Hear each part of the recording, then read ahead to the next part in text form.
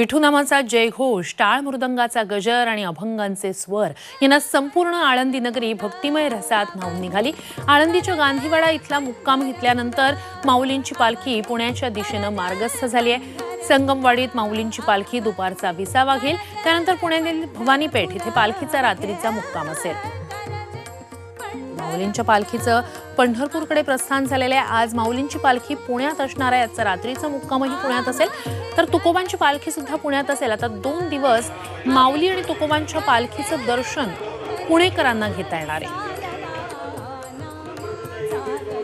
तर या वारीचा, पालखीच्या संपूर्ण मार्गाचा आणि पालखीत सहभागी झालेल्या वारकऱ्यांच्या उत्साहाचा आढावा घेतला आमचे प्रतिनिधी श्रीकांत घुले यांनी। संत श्रेष्ठ ज्ञानेश्वर माऊलींची पालखी आळंदीतल्या आपल्या मुक्कामाहून आता पुण्याकडे रवाना झालेली आहे। आपण पाहतोय अत्यंत शिस्तबद्ध पद्धतीने हळूहळू आपल्या दिलेल्या क्रमानुसार दिंड्या आता पुण्याकडे रवाना होत असतानाची ही सगळी दृश्य आपण पाहतोय।